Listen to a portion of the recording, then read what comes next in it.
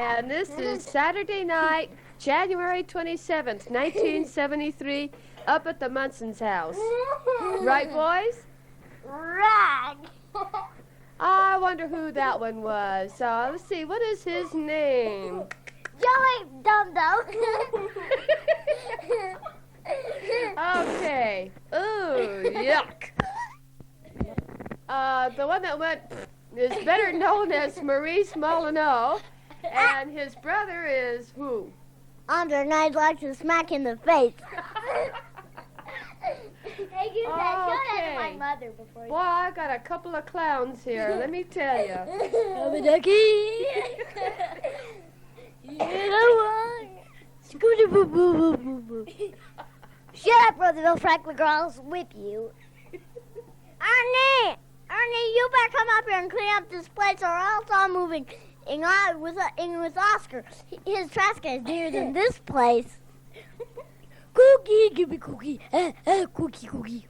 That sounds like the Cookie Monster. Cookie, me cookie. Oh, cardboard. Ernie, you better hurry up in that tub. Like Solomon Grundy's waiting to take his turn. Hey, Froggy baby! What? I want to see when do that, Grover. Oh, are you all done? Yeah. No, I just want to do one more because I'm doing Okay. Now wait, are you done with that first little thing you did? Yeah. Because we ought to explain to people that are listening in that you're doing an imitation of Ernie. Oh, here. Ernie and the Cookie Monster.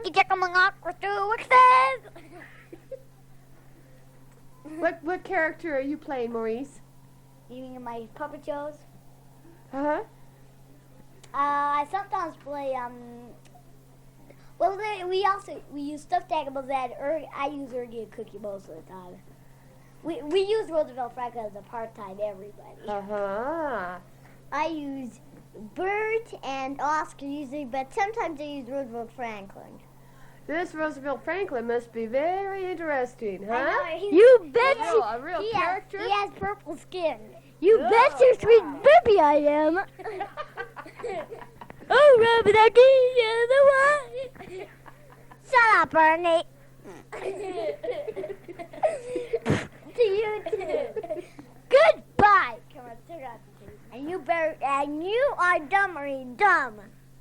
Bye-bye, little nutheads out there. Now turn out your life. Oh, okay. Ellen just walked in. She's Maurice and Andre's sister. I wonder if she would have anything to say.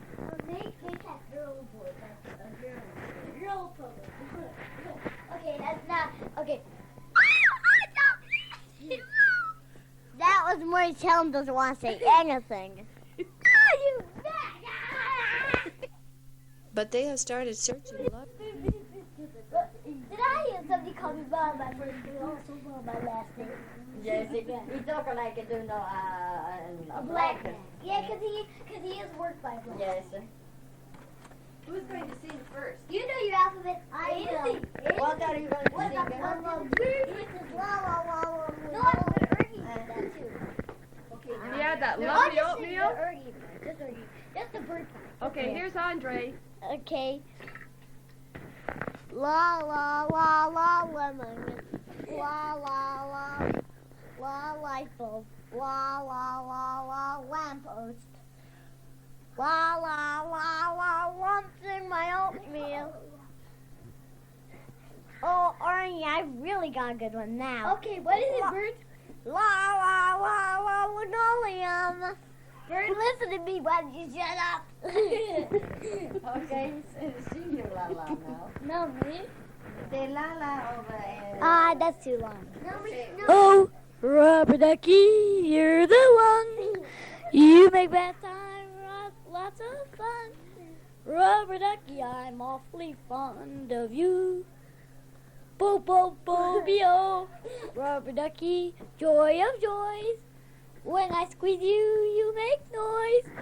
Rubber Ducky, you're my very best friend, it's true. Every day when I make my way to the tubby, I find a little fellow who's cute and yellow and chubby. Rub-a-dub-dubby, rubber ducky, you're so fine, and I'm lucky that you're mine. Rubber ducky, I'm awfully fond of. Rubber ducky, I'd like a whole lot of. Rubber ducky, I'm awfully fond of you. Oh, yeah, boy, you're a natural born crooner. I got something to go with that. Arnie, you better shut up with that rubber ducky, or else I'll throw it in the garbage can and you'll never see your sweet little rubber ducky again. Green is all there is to be. And But that's I wonder. I agree, but I'm dumb. Oh, that was Rubber Ducky by Maurice. Dum-Dum the frog. That one. If you don't know your ABCs, you better listen to me, because I got A and the B and C and the D and the E and F and purple is B. And the G and the H and the I and the J and the L and the M and the A and the O and the P and the Q and the R and the S and the T and the U and the V and the W and the S and the Y and the Z. I got that. Now, would you say that's the alphabet? You know, he's crazy. I'd like to quit his mouth. Does Helen know a cute story or a poem? Here's How about a one. song? You've got a whole songbook. You showed it. J. Okay, let me see one. It's gotta be one. Oh yeah. I can't think of any. I love trash. I get that dirty or dingy or dusty. Ain't a ragged or rotten or rusty. Yes, I love trash. I have here a sneaker that's 30 months old. Oh, no. Oh, that was a mistake. I'll do it. No, look, I have here a sneaker that's tattered at work. It's all full of holes and the laces are torn. A gift from my mother the day I was born. I love it because it's trash. Oh, I love trash. Ain't it dirty or dingy or dusty. Anything wrong, ragged or rotten or rusty. Yes, I love trash. I have here some newspaper 30 months old. 13 months old. I've wrapped this excited, smelly, and old, and I wouldn't trade it for a big pot of gold. I love it because it's trash. Oh, I love trash. Anything dirty or dingy or dusty. Anything ragged or rotten or rusty. Yes, I love trash. Look at all this ragged junk. Yeah. I'm not such a nice guy, and if you don't shut up, I won't give you not even one piece of my trash, and you won't. Oh, no. Shut up, and you don't get me. These are my favorite treat. I love them to eat. When you munch and you crunch and you munch and snunch, because it begins with the letter C. I like to eat C. It looks like a door with a bite out of it. Or U, it looks like a cookie that you ate out the middle, and then you take a bite out of it. Oh, cookie. Oh, C is for cookie. That's good enough for me. C is for cookie. That's good enough for me. C is for cookie. That's good enough for me. Cookie, cookie, cookie starts with C. Cookie, cookie, cookie starts with C. Cookie. Cookie, cookie, cookie starts with C. Microphone home. Goodbye. Yeah. Oh yeah, it's not that easy being green. Having to blending with so many other ordinary things. When you're gonna be standing out, you pass by. Because you're not standing out like in the sky. Excuse me, we had some temporary difficulties. He'd like to start that over. Right. We never heard the name of it. Not that easy being groomed by Kermit the Frog. Rabbit, rabbit. Neat. Not that easy being green. I'm a frog who doesn't like eating. I hate myself. I hate everybody inside. And I think he made a mistake. I think I'll do it. That was what Kermit the Frog said. I think we'd better get Kermit to do it right. It's not that easy being green. It seems you blend into so many other ordinary things. And people pass you by because you're not standing out like sparkly.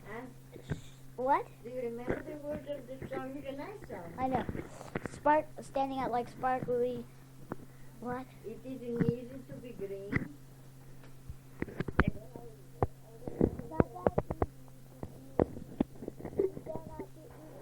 The color of the leaves. And people tend to pass you by because you're not standing out like sparkles in the water or stars in the sky. But green's the color of spring. And green can be cool and friendly like. And green could be big like an ocean or important like a mountain or tall like a tree. When green is all there is to be. I will sometimes wonder why, but why wonder? I am green, and it'll do fine. It's beautiful, and I think it's what I want to be. Needy. And I've got one. I've got easy. I've got two ones. It's not that easy. It's from Roosevelt Franklin. Just made it up. No thanks. I'm not that. No, it's funny. No, it's not funny. Kermit the Frog speaking. And today's lecture is about the letter W. Ooh, we're out of time. Goodbye. I've got a silly one made from Roosevelt Franklin. I think Roosevelt Franklin has his version of It's Not Easy Being. I think it's not that easy being purple. It looks like you're blending with so many purple things. You look like I think we better catch. You look like a plum, and sometimes you think people are going to eat you up. And if you are purple, you get mad at purple for going around, and sometimes you wish and someday you might jump in a barrel of red paint, or white, or green, or yellow, or something else like that. It's not that easy being purple. You'll get bounced like a ball. You won't get any bubble gum. And the only thing you'll get is blackmail. And that is all I have to say. Shut up, Kermit. I think he's got bananas. But here's Kay to have a few words. Okay, given to me by bananas number 2, Maurice. Here's bananas number 1, Andre. I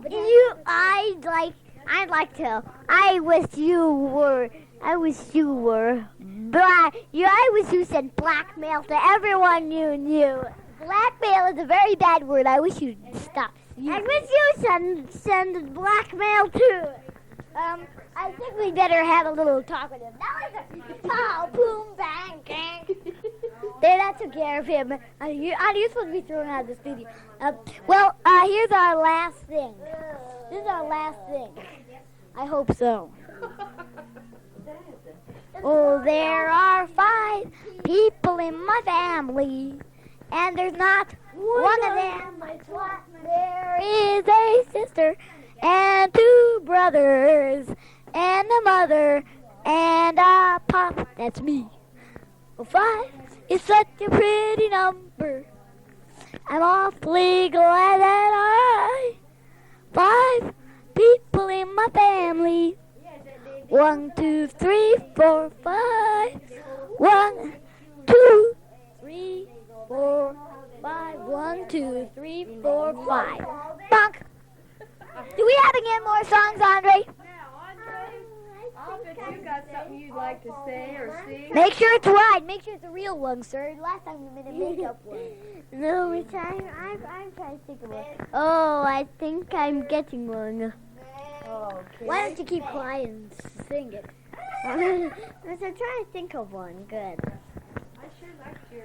Right now, I think Maurice would like to say a few more words. Sing your song, for heaven's sake! I didn't think of it yet! Poop-de-doo. So we are singing. Now here's my sing. Goodbye until your lullaby. Until your lamb goes with the lemon bye. Buy a lemon lime ice cream cone from Lemon Lime fellow, but you better not anyway. He gets them all out of his garbage can. Bye-bye, and never take a thing from Oscar. He loves all the trash he has. Well, that is our episode for today, our musical mumphead today. I hope you get the mumps. I hope he gets the mumps. I hope everybody gets the mumps. Stay tuned for further talks called Muppets and Their Silly Song. Do-do-da, Scotty, rub-a-ducky-ada, do-do-do. Because we have to leave around 7:30 in the morning. Oh, to go up to Hawthorne, huh? Hey, Oh. can you tell me which ones he just to press to make it play the sound? Oh, yeah, one of these buttons will. But, play it without my dad. He's still watching me. Play it. You want to hear yourselves? Yeah, come on. Yeah, let me press the right button, can I? Well, just wait a second here now, and I'll show you which one. Okay, here's Maurice, Mr. Motormouth of the Molyneaux family. Look, it's on Here you play. go, It's on Maurice. play. It's on play. Yes, it is. You're on, kid. I hope you shut up so I can talk. You shut up. I hope those guys shut up. Well, what's your name? Well, my name is Maurice Molyneaux. I'm 9 years old. Well, I was born November 7th, and I was 1963. I hope my brother was too. I hope my brother was born in the 50,000 years ago, so he'd be alive in heaven, I'd hope. Maybe it's the opposite, I'm not sure. Boop-de-doo. I hope my sister be quiet. She never stops blabbering. Excuse me, I think I'll whisper. You didn't say where you were born or anything, I did. Maurice. Oh yeah, I was born in Italy on a highway in an ambulance on the way to Vicenza, in American ambulance on my way to a American hospital. My brother was born in Bummit. Helen is embarrassed. You are French. Ho ho ho. Helen, when can we have an interview with you? My name is Andre Molyneaux. I'm 7 years old. I was born. You said it, Pam. I was born September 7th, 1965, and in El Paso, Texas. And Helen was born in France. I hope she's born up and she's about 11 right now. She's 10. I hope she was born in France on February 7th. You know we were all born on the 7th. My dad was born on the 17th of November like me. And we were both born under Scorpio. My sister, Aquarius. My mother, Leo. I hope nobody's around. My brother, Virgo. And I hope everybody else is dumb. Yeah, I got one thing. My mother was born in Italy! So you better watch out. My mother loves to get the crab. Just a minute, I'm going to do something. Poop-de-doo, oh poop-de-doo, how do I like you? Poop-de-doo, how do I like you? Helen, please. You're on the air. I'm Helen Molyneaux. I'm 10 years old. I was born in France, February 7th, 1962. I think I'm about to punch my brother in the mouth. My mother was born in July 30th, 1924 in Vicenza, Italy. I knew I had something else. Helen, did you tell the town in France where you were born? I was born on Okay. Yeah, really. I'm trying to. Oh yeah, Helen is so shy. Helen is an apple pie. She's a mud pie too. The city can you say Saint Benoit la Forêt. Well, I hope everybody had a horrible time. No. Let Helen tell us now. Okay, Where my she was brother born. talk later. I hope so. Sure, but I just want Helen to tell us where she was born. Okay, I think Helen's big cat. Saint Benoit la Forêt, Indre et Loire, France. That's too hard for her to remember. I think my mother ought to tell it for her. Helen was born February the 7th, 1962, in Saint Benoit la Forêt, Indre et Loire, France. You said baby. Huh? You said baby. Maurice was born Helen already told hers too. in the ambulance in the autostrada La Serenissima, That's what we did. close to Vicenza, I think Italy. she's talking Italian. La Serenissima, I said. She talks in Italian if you don't understand. And Andre is a Wow. toughy Texan. I hope he's howdy doody today. He's not sure in a bad mood. I hope he can Tough Texan. And there he said he wasn't born, he was hatched. He was hatched out of an egg 13 feet tall and 13 feet and 28 feet wide. I hope you had a happy time, but I hope Kay has something to say, or I'll turn her into Bob Bay. Magic status. Kay, do you have anything to say? Kay? Well, no, except, Miller, South Dakota for Mel. Mel was born in Millers, South Dakota. Hatched. And what's Mel Street? I've got something. Oh, November 17th. November 17th. Italian, Liliana. Oh. And what's your hometown in Italy? Oh, la mia città natale è Vicenza, in Italia. E sono nata e cresciuta a Vicenza.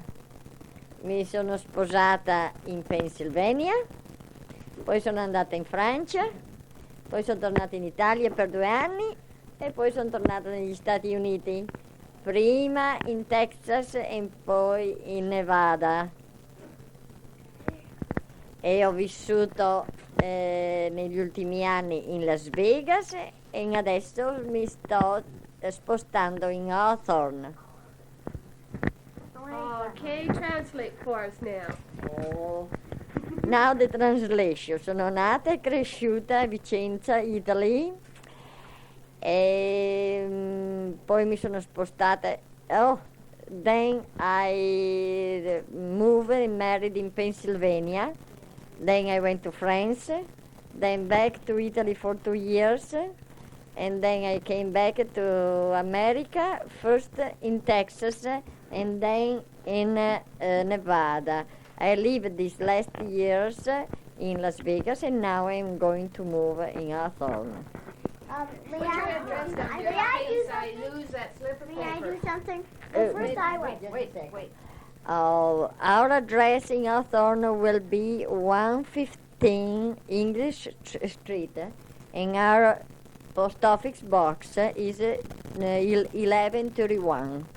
And the zip code is 89415. Okay. I'd like to say something.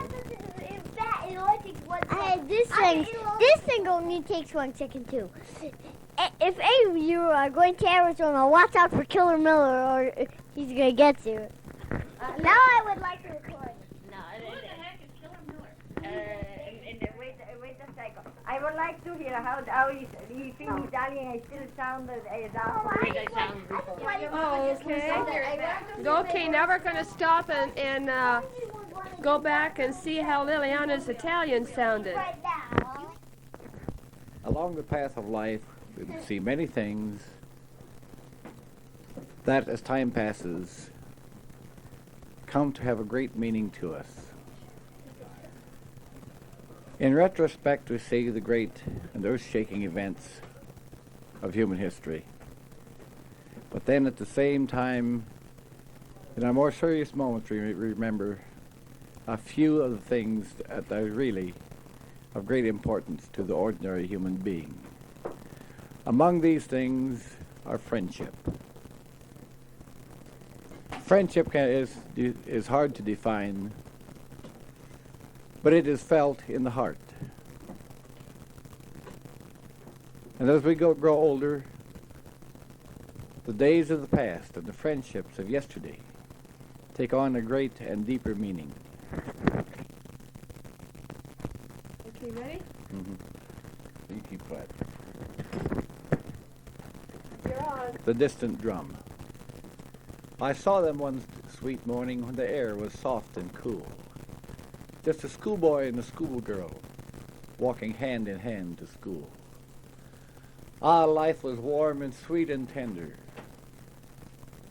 and childish laughter bubbled from youthful lips. But distant and far away, as faint as the sound of a heartbeat, came the sound of a distant drum. Years passed before I saw them again.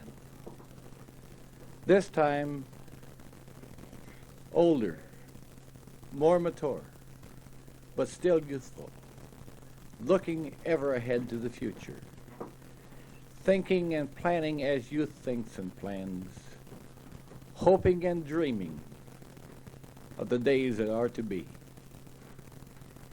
And yet, far away, like a distant breeze, I heard it, the distant roll of a signal drum. Life goes on, and life grows sweeter with passing time. And again I saw them, this time at the altar. It was a solemn occasion as their wedding vows were read. And she looked at him with tears in her eyes, and she sobbed as she softly said, I love you now and forever, until the stars no longer shine. I love you now and forever, until the end of time. And there in the silence of the chapel, I heard it again, the distant call of the spirit drum.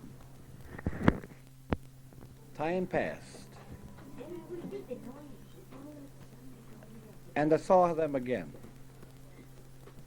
She with tears in her eyes, he with a grim look on his face. And this time he was in a uniform, on his way to a camp. And there, the drum was not distant and far away. It had a deeper meaning, for he marched to the roll of the drum, now accompanied by a shrill bugle's blast. Again time passed by.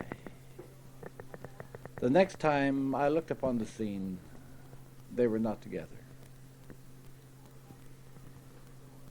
He was in the jungles, surrounded by the sounds of war, the rattle of rifle fire and machine guns, the racing, roaring strain of the engines of war, the sigh of the planes in the air. And then suddenly I saw him totter and fall, cut down like a giant tree in the forest.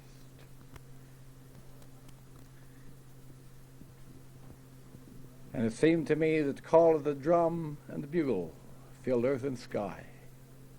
and look upward and ask, good God, why did it have to be him? He was so very young. He had so much to live for. He was cut down. He finished his little talk, and we want to get him back on and get a nice finish to this. So here's Mel.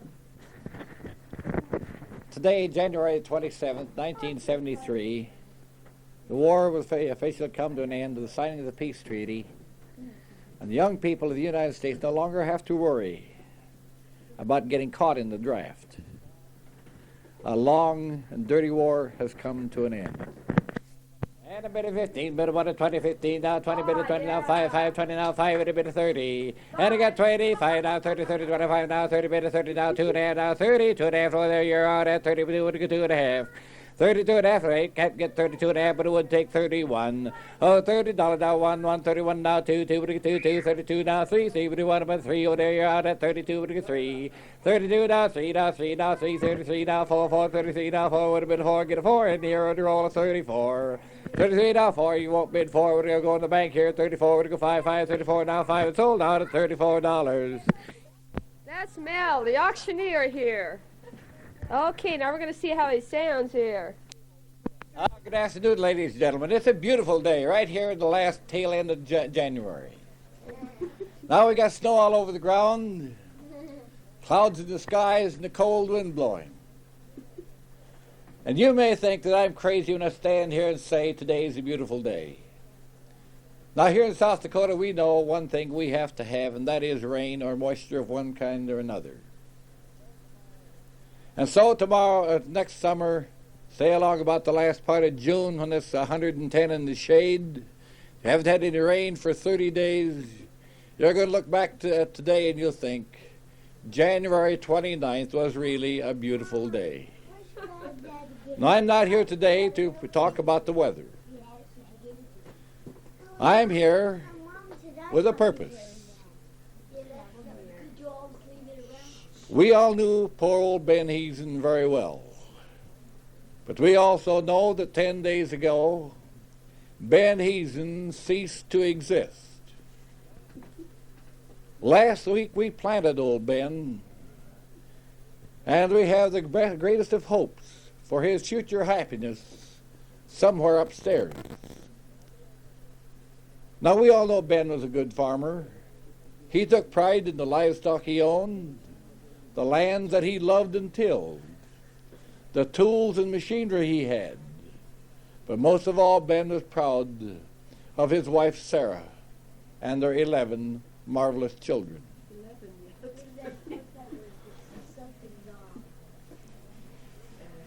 Now, why we are not here to praise Ben. We are here today with a purpose. Everything that Ben gathered in his lifetime goes on the auction block today because the bank has determined they are going to have their pound of flesh. Because Ben, although he was a successful farmer, from time to time found it necessary to make those bad trips to the bank and wheedle another loan. And he had a large loan outstanding at the time of his demise. Now, Mrs. Heason and these 11 children have to have something to look forward to. So at the end of today's sale, when an accounting has been made, Simon Legree will have his pound of flesh, and Mrs. Heason will have certain limited funds to assist her and these 11 children in the future. Now, I ask you as we open this sale to bid and bid promptly. Don't waste my time and my voice. We've got a long ways to go, and it's cold out here.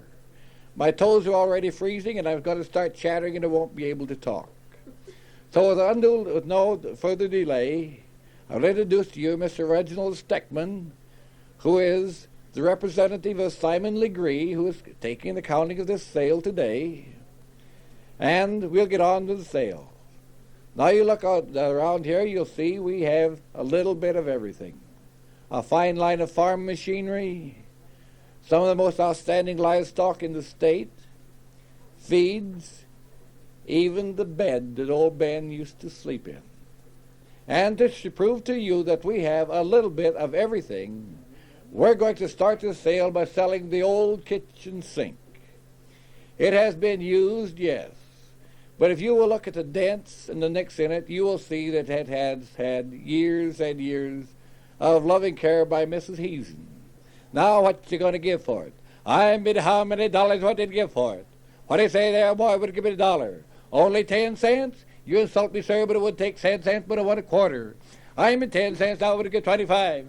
10 cents, now 25, now 50, now 75, and $1. I got $1 new one, now I would give it a quarter. You won't? Going to sell for $1, move right on down the line, and thank you, sir.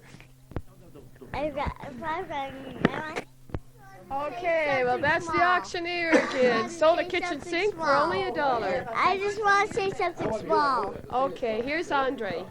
As you, this week's forecast is dark.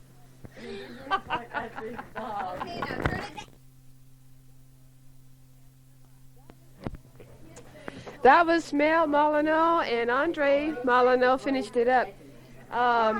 Mel was demonstrating the talk that he said he uses to get people's sympathy so that they'll start listening to what he has to say. I guess he has all kinds of tricks up his sleeve.